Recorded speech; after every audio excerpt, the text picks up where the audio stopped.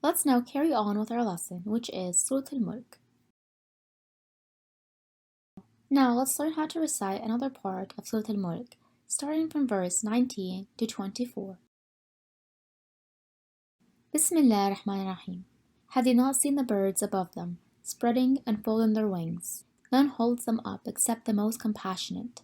Indeed, he is all-seeing of everything. Also, which powerless force will come to your help instead of the most compassionate? Indeed, the disbelievers are only lost in delusion. Or who is it that will provide for you if he withholds his provision? In fact, they persist in arrogance and aversion to the truth. Who is rightly guided, the one who crawls face down, or the one who walks upright on the straight path?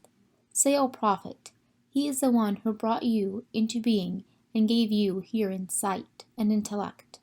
Yet you hardly give any thanks. Also say, he is the one who has dispersed you all over the earth, and to him you will all be gathered.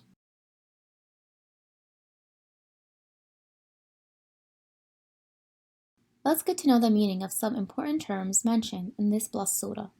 Crawls face down here means that the person will be lost and stumbling about, unable to walk normally. Dispersed means spread out and scattered on the earth. Well done, my dears. May Allah bless all of you. Now let's explain these noble verses in an easy way. We find in these verses that Allah Almighty speaks about the manifestations of His power and might.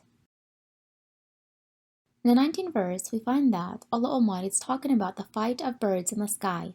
Moving on to the verse from 20 to 24, we find that Allah Almighty is addressing His victory for His servants, providing guidance to them, and ensuring their provision. As for the 23rd and 24th verses, Allah discusses the creation of humans and their resurrection for the Day of Judgment.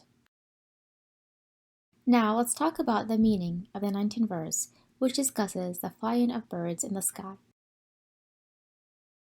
Which of you has ever watched a flock of birds flying in the sky?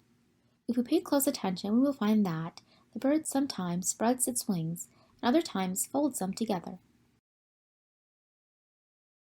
And that makes us truly realize the greatness of Allah Almighty in His creation and understand that Allah Almighty has created the bodies of the birds to be studied for flying between the sky and the earth. By creating the birds with this level of metalliclessness, Allah has provided the bird with the means to fly, granted it the ability to fly, and protected it from falling. Now let's talk about the meaning of verses 20 to 24, which discuss Allah's victory for His servants and His guidance to them. The noble verses 20 to 22 make it clear that the victory comes from Allah Almighty, and that the sustenance, or rizq, is in His hands. He is Allah, the supporter and the provider. But the disbelievers have gone astray and assumed that victory comes through their strength and that the sustenance is a result of their efforts.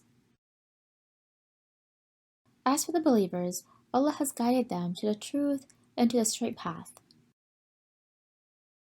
The difference is crystal clear between the misguided disbeliever who is arrogant, thinking that he is the one providing for himself, and the guided believer who knows that Allah Almighty is the provider.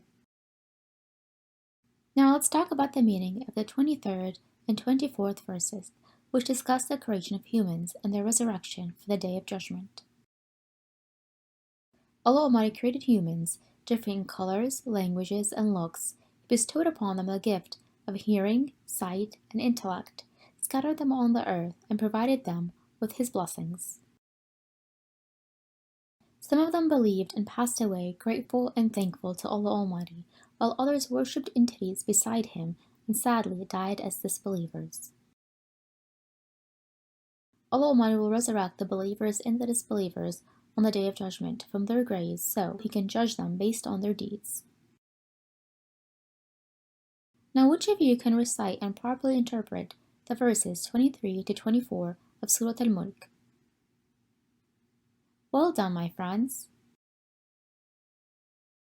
Now let's all together answer some questions about what we have just learned. Are you ready?